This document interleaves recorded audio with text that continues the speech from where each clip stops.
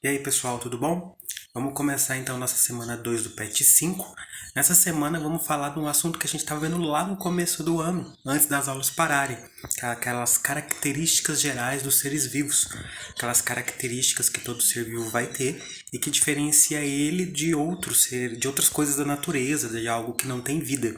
Inclusive são essas características que ajudam na classificação que a gente estudou na semana passada.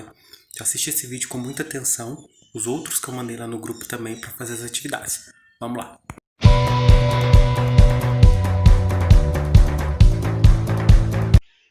Então, pessoal, as atividades da semana 2 estão lá na página 39. E depois de a gente estudar como foi feita a classificação dos seres vivos, como que eles organizaram os grupos, vamos ver os critérios que os cientistas usam para colocar esses seres vivos nesses grupos que a gente viu na semana passada, que são as características dos seres vivos. Vamos lembrar que eles colocam naqueles grupinhos seres vivos mais parecidos, mais aparentados, com características semelhantes. Então, quais são essas características? São aquelas características que a gente estava vendo no começo do ano, antes das aulas serem suspensas, que a gente chamava de características gerais dos seres vivos. Aquelas características são aquelas características que os seres vivos possuem e que diferenciam eles daquilo que é inanimado, certo? Então, a primeira característica que a gente vai falar, prestar bastante atenção, pessoal, que isso aqui não está no PET, é o que a gente chama de organização celular. Lembro que eu falava com vocês lá no começo do ano. Todo ser vivo é formado de células. O que são as células? São cada partezinha pequenininha que vai formar o corpo dos seres vivos. Cada uma das partes que compõem o corpo deles. As células, pessoal, elas podem ser de dois tipos. A célula eucariota, ou eucarionte, que é aquela célula que possui um núcleo. Esse núcleo, a função dele é guardar o DNA dentro dele. O DNA do ser vivo, que contém todas as informações do que ele é. A célula procariota, ou procarionte, não tem esse núcleo. O DNA está misturado aqui no meio do citoplasma, que é essa região que a gente tem aqui no meio da célula, ele fica todo misturado ali. Então vamos escrever num resuminho aqui. A célula eucariota, ela possui núcleo e a procariota não possui núcleo.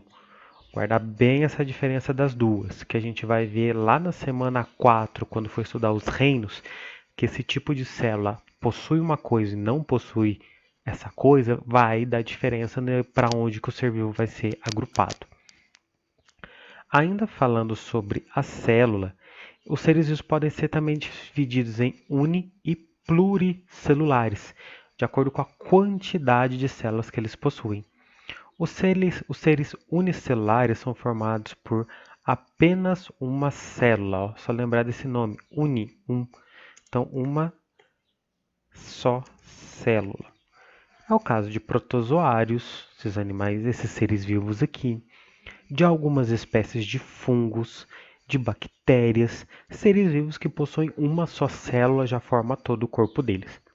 Agora, os seres que são chamados de pluricelulares, existe também o nome também de multicelulares, são formados por várias células, já que o corpo deles, o nome é plural, muita coisa, eles são formados por várias células que vai compor o corpo deles aí.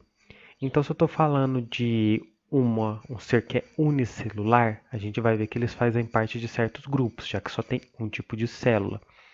Aqueles que são pluricelulares, como todos os animais, todas as plantas e alguns fungos, tipo cogumelo, já são formados por várias células, já são colocados em outros grupinhos. Certinho? Então vamos lembrar. Questão: organização celular. Todo ser vivo é formado por célula. Se não tem célula, não é ser vivo. Os vírus, tipo corona aí, ele não é considerado um ser vivo por muitos cientistas por causa disso, porque ele não é formado de célula. Um vírus é uma capa de proteína com DNA lá dentro. Então tem uma polêmica muito grande sobre o vírus, se ele é ou não ser vivo justamente por isso. ele não tem célula formando o corpo dele, sendo que a regra é todo ser vivo, para ser considerado ser vivo, tem que ter o corpo formado por células. Seja uma célula eucarionte com um núcleo lá no meio da célula guardando o DNA, ou uma procarionte sem esse núcleo, mas tem que ter uma célula. O ser vivo ele pode ser unicelular, se tiver uma célula só, ou pluricelular, se o corpo for formado por várias células. Continuando, uma segunda característica que todo ser vivo tem é a sua obtenção de energia relacionada com a alimentação. Todo ser vivo ele se alimenta, a gente até estudou no passado as cadeias alimentares, né, a posição que cada um ocupava, e a gente viu que tem seres vivos que produzem o próprio alimento e seres vivos que não produzem. Aqueles seres vivos que produzem o próprio alimento, que é o caso das plantas, lá aqueles seres vivos produtores, os que fazem a fotossíntese, são chamados de autótrofos. Essa palavra aqui, ó, auto quer dizer próprio. Eu faço, tipo autonomia, eu faço aquilo. E o trofos vem de alimentação, então alimentação própria, ele produz o próprio alimento. Quando eu falo produzir o próprio alimento, eu não estou falando de ir lá no fogão e cozinhar. Eu estou falando do ser vivo lá sozinho, parado, sem caçar, conseguir produzir a comida dele. As plantas, elas fazem isso com a fotossíntese, né? Elas ficam lá, tomam sol, absorvem energia solar, mistura com o gás carbônico do ar, água e nutrientes que tiram do solo e produzem glicose, que é um açúcar, usado para ela se alimentar, para ela tirar a energia dela. Então, o caso, né, aqui de plantas que fazem nas plantas que vão fazer a fotossíntese.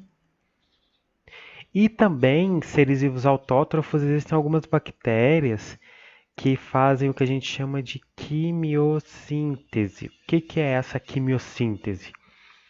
É tipo uma fotossíntese, só que sem o sol. No local do sol, que fornece energia para uma planta, as bactérias que fazem essa quimiossíntese, elas pegam substâncias químicas. São bactérias que vivem em profundidades muito gigantescas do fundo do mar. Lá tem pequenos vulcões debaixo da água que liberam muita substância química, principalmente com enxofre. Elas conseguem tirar energia para produzir o alimento delas dessas substâncias químicas. Então, seja por fotossíntese, seja por quimiossíntese, mas se o ser vivo sozinho ele consegue produzir o alimento dele, ele é chamado de autótrofo. São aqueles seres vivos que a gente falava na cadeia alimentar que são os produtores. Agora, os seres vivos heterótrofos, né? O trófos quer dizer alimentação, o hétero quer dizer diferente, eles pegam uma alimentação diferente, uma alimentação que não são eles que produzem. É o caso dos animais, da gente que tem que caçar, que tem que plantar, que tem que fazer uma comida no fogão. A gente sozinho, a gente não consegue ficar lá paradão tomando sol e produzir alimento. A gente morre de fome, mas não enche a barriga, né? A gente morre de fome, mas não faz nada ali tomando sol. A gente morre esturricado. Então, os seres heterótrofos, eles não conseguem produzir o próprio alimento, eles precisam conseguir esse alimento de outras formas, é caçando algum outro animal, é se alimentando de alguma planta, eles precisam se alimentar de outros seres vivos. Então, vamos escrever aqui, eles se alimentam de outros seres vivos. É o caso dos animais e fungos dos animais, fungos que vão decompor a matéria orgânica, né, apodrecer e se alimentam disso, dos protozoários, de algumas bactérias. Nós vamos estudar mais para frente que bactéria ela tem de tudo quanto é tipo bactéria que faz de tudo quanto é coisa. Então nós vamos ter bactéria que causa doença e que não causa, bactéria que é autótrofa, que faz a quimiossíntese, e bactéria que não faz, que ela precisa se alimentar de outro ser vivo. É o caso de bactéria que decompõe algo morto, bactéria que causa doença nos seres vivos, meio que elas estão se alimentando da gente quando a gente está doente por bactéria. Então, se o ser vivo não produz o alimento dele, ele precisa se alimentar de outro ser vivo, ele é chamado de heterótrofo. E aquele que produz o alimento, que ele sozinho vive de boa lá sem se preocupar com mais ninguém, para alimentar, é chamado de autótrofo. Seguindo nas nossas características, vamos falar agora da respiração. A respiração, a gente fala que é a obtenção de oxigênio. Por quê? A gente respira, pega o oxigênio, esse oxigênio lá nas nossas células, lembra lá das pecinhas que formam o corpo? Vai se misturar com a glicose que a gente teve da alimentação. Mistura esses dois, glicose e oxigênio, produz energia, a energia que vai fazer a gente se movimentar. Então, a obtenção de oxigênio do ar ou da água é essencial para o ser vivo produzir energia dele. E isso ocorre por meio da respiração. Então, vamos escrever aqui. Vamos falar agora da respiração. Existem dois tipos de seres vivos que, como relacionados, como pegam ou não esse oxigênio. Aqui estamos falando de seres aeróbios. O que é isso? São seres que precisam do oxigênio para produzir energia. Eles precisam tirar o oxigênio do ar ou da água para fazer a energia dele. É o caso dos animais, de alguns protozoários, de algumas bactérias, das plantas. Aqui vamos falar da respiração dos animais, de como os animais obtêm esse oxigênio. Existem alguns tipos principais. Aqui não está mostrando, mas existe a difusão que faz em esponja do mar, que simplesmente o oxigênio entra dentro delas, elas vai sugando sem nada demais ali. Mas os principais são esses quatro que têm toda uma estrutura. O primeiro que a gente vai falar aqui, dessa minhoca, a gente chama de respiração cutânea. O que é a respiração cutânea? É uma respiração feita pela pele. O que acontece? O corpo da minhoca, a pele dela, é muito fininha. Por quê? Porque ela não tem pulmão, ela não tem nariz por onde o ar entra, mas ela precisa do oxigênio do ar. Esse oxigênio ele entra pela pele dela. A pele é muito fininha, repara aqui que a gente está vendo vasos sanguíneos, veia. Minhoca tem veia. E sangue vermelho. Ela fica muito pertinho da pele da minhoca. Então o ar simplesmente entra, o oxigênio entra, já cai, atravessa a pele dela, atravessa a veia, já cai direto no sangue e vai ser distribuído pelo corpo. O gás carbônico que o corpo dela produz, que precisa ser mandado embora, atravessa a pele também e vai para o ar. Então a pele da minhoca é muito fininha, o ar vem e vai entrando só simplesmente atravessando a pele dela. Outro ser vivo que faz esse tipo de respiração é o sapo. A pele do sapo é muito fininha, por isso que ele tem que ficar em lugar úmido para poder respirar pela pele. E que quando a pessoa na maldade joga sal no sapo, ele simplesmente vai ficando sem ar. A pele vai queimando, porque a pele dele é muito sensível. Por isso é uma maldade muito grande fazer isso com o coitado do bichinho. Aqui com o peixe, a gente já vai ter um outro tipo de respiração, que a gente chama de respiração branquial. Usa uma estrutura, essa aqui, que a gente chama de brânquia.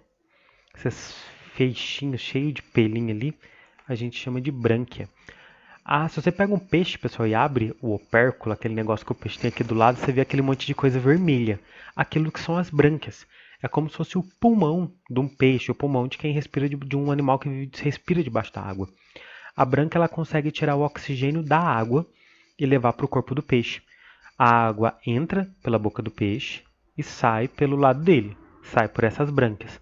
Quando passa por esses fiozinhos aqui, o oxigênio que está misturado na água atravessa, entra dentro dessa brânquia, que ela é muito fininha, e aí, a partir daí vai para o sangue do peixe e é espalhado para todo o corpo dele. Então a brânquia ela serve para tirar o oxigênio da água, como se fosse tipo um pulmão que tira o oxigênio da água. A água passa por aqui, o oxigênio sai da água e pula para dentro da brânquia.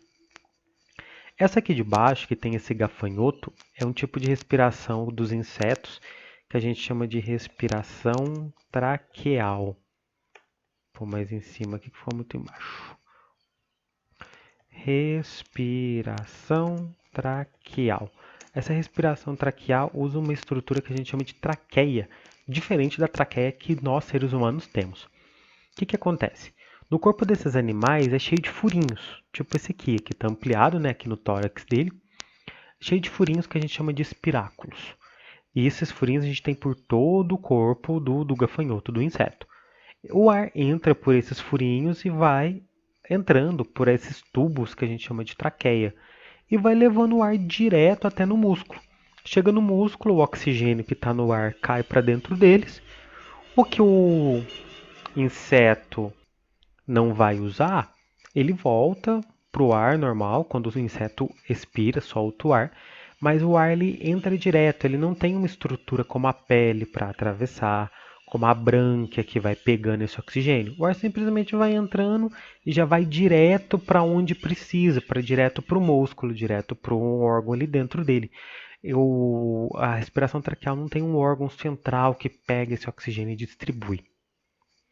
E por fim, vamos falar aqui da respiração dos mamíferos e nosso ser humano, que é a respiração pulmonar, que vai ser usada os pulmões. A respiração pulmonar, a gente tem os pulmões, são esses dois sacos, né? Eles são esponjosos, formados por vários alvéolos, que são essas coisinhas que parecem uns cachinhos de uva. O ar ele entra, né, pelo nosso nariz, atravessa lá a garganta, chega nos pulmões.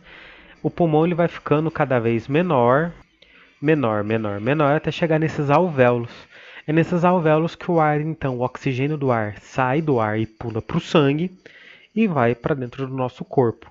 Então é o pulmão que vai fazer essa troca gasosa. Ele pega o oxigênio do ar, põe para dentro da gente, e o gás carbônico, aquele que tem que ser mandado embora, vai para fora. Entendido, pessoal? Seguindo, os seres anaeróbios são aqueles que não usam o oxigênio para produzir energia. Eles não respiram como a gente pensa. É o caso de seres vivos que fazem fermentação. Né? A fermentação, o fermento, é um ser vivo que faz isso. O fermento de pão, né? Não confundir com o pó royal, aquele fermento de pozinho de mercado, ele não é ser vivo, ele é químico. O fermento que tem fungo, ele é aquele que vende na padaria, que fica na geladeira, ele tem que ser conservado na geladeira. Ele é um fungo, esse aqui, o Saccharomyces. Quando você faz um pão, né, fez a receita, pronto, beleza, você deixa às vezes o pão no sol para crescer. O que acontece? Por que cresce? Esse fungo, ele vai se alimentar do açúcar, do trigo, ou açúcar que está lá na receita, e com isso ele faz a fermentação, que é um processo químico que usa o açúcar para produzir energia sem oxigênio. Com isso ele libera gás carbônico, então por isso que faz o pão crescer. Outra bactéria que faz isso é o lactobacillus, que a gente vê lá no Yakult, em vários danones que tem bacilos, sei lá o que, no Active, aquilo tudo lá. É tudo bactéria boa, que não causa doença e que se alimenta, que produz energia a partir da fermentação. Então é um outro grupo de ser vivo que já não precisa do oxigênio para poder produzir a sua energia. Ele já consegue produzir sua energia sem oxigênio. Certo, pessoal? Então vamos dar uma recapitulada em tudo que a gente viu. Vimos a organização celular. Todo ser vivo é formado por células, que podem ser com ou sem núcleo, e o ser vivo pode ser de uma ou mais células. Vimos os seres vivos de acordo com como ele se alimenta. Os autótrofos, aqueles que produzem o próprio alimento, fazem lá a fotossíntese e produzem o alimento deles, é o caso das plantas. Ou os heterótrofos, aqueles que não produzem o próprio alimento, precisam caçar, precisam decompor alguma coisa, precisam conseguir a comida a partir de outro ser vivo. E vimos como os seres vivos conseguem o oxigênio, que são aqueles aeróbios que precisam pegar oxigênio. Ou ele respira por respiração cutânea, o oxigênio atravessa a pele, como aqui. Ou ele usa uma brânquia para pegar esse oxigênio, que ela vai tirar o oxigênio da água. Tem a respiração traqueal, que ela vai tirar o oxigênio do ar e já vai direto para o músculo do corpo do inseto, para onde precisa. Ou a respiração pulmonar, que é a respiração que usa um pulmão. Certo, pessoal? Entendido? No grupo eu mandei uns cardzinhos, umas imagens com resumo disso aqui. É bom sempre dar uma olhada lá, porque essa matéria é bastante nome. É sempre bom dar sempre uma voltada, olhar ali para não ficar com dúvida. Agora vamos falar das nossas atividades para entender o que está pedindo essa semana. Todos os seres vivos precisam de uma fonte de energia para sobreviver, e a forma como a obtém no ambiente diferencia os seres autotróficos, né, os autótrofos, e heterotróficos, os heterótrofos. Sobre eles podemos afirmar: a letra A. Todos os seres autotróficos realizam fotossíntese? Fotossíntese é o único jeito de produzir o próprio alimento ou existem outros? B. Existem bactérias que realizam a quimiossíntese, processo que não utiliza a energia do sol? Será? Existe bactéria que faz isso? Bactéria é tudo heterótrofo? Não sei. Vamos voltar aí que eu acho que nós falamos disso aqui hoje já. C. Os seres heterotróficos podem ser representados pelos produtores na cadeia alimentar. Vamos lembrar, produtor é o começo da cadeia, são plantas. Plantas são heterotróficos? Não sei. E a última, na fotossíntese ocorre uma produção de glicose, substância energética inorgânica, não tem a ver com ser vivo? Não sei. Escolha a única verdadeira aí. Número 2, observa a cadeia alimentar abaixo e responda. Então temos aqui uma planta, o produtor, o gafanhoto consumidor primário, que se alimenta dela, o sapo que se alimenta desse gafanhoto consumidor secundário, e os decompositores que vão se alimentar de todos os outros seres vivos quando eles morrerem. Letra A. Qual organismo representa os produtores? Lembra, produtor produz o próprio alimento. Que tipo de processo de obtenção de energia ele realiza para conseguir o alimento deles? E liste os seres heterotróficos dessa cadeia alimentar. Tirando o único produtor, todo mundo é heterotrófico. Quais são esses? Número 3. O oxigênio é fundamental para os seres vivos aeróbios. De que processo esse gás participa no interior das células? A gente usa o oxigênio para quê? Que processo do nosso corpo pega o oxigênio do ar? Como que chama? Número 4. Observe a lista de animais abaixo, não só animais, aqui temos também algumas algas, cianobactérias, algumas plantas, né? Aqui o Pet errou, porque não são só animais que estão nessa lista. E agrupe-os conforme os critérios de nutrição e respiração. Então aqui temos plantas, insetos, sapos, minhoca. Cianobactéria, pessoal, é uma prima da bactéria, vamos pensar assim, é um ser vivo que parece uma bactéria, só que ela faz fotossíntese, ela produz o próprio alimento, ela não causa doença. Às vezes você vê, por exemplo, represa que está muito verde, aquele lodo muito, muito verde, por muitas vezes é cianobactéria em excesso que está ali. Ela é microscópica, a gente não consegue ver, mas com certeza vai ter ali. Algas que não são plantas, mas são muito semelhantes a plantas que vivem na água. Peixes, lagostas e lacraias. Dessa lista de seres vivos aqui, quais são os autotróficos? Na letra B, escrever quais que são aqueles que respiram por traqueia, respiração traqueal. E na letra C, os seres heterotróficos, que respiração branquial, ou seja, brânquia, que a gente falou logo atrás ali, e ou cutânea, ou respira pela pele. Vou falar os dois aí.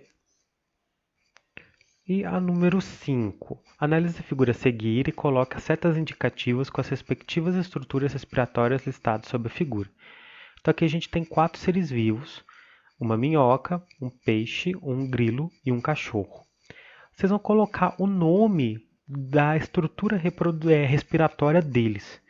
Você vai escrever qual deles respira por pulmões, qual deles respira por tegumento é a pele, qual deles respira por brânquia, qual deles respira por traqueia. Só pôr o nome aqui e escrever, belezinha, qual que respira por qual órgão. Certo, pessoal? Entendido? E espero que sim. Volte sempre que precisar nesse vídeo, nos materiais lá do grupo, nos outros vídeos, ou me chama, porque esse assunto dessa semana é muito nominho, muita coisinha que a gente precisa guardar. Então não fica com dúvida, não fica achando que está muito bem, não. Tá com dúvida, vai, me pergunta para guardar muito bem essas definições que a gente viu essa semana. Certinho, pessoal? Então, até mais.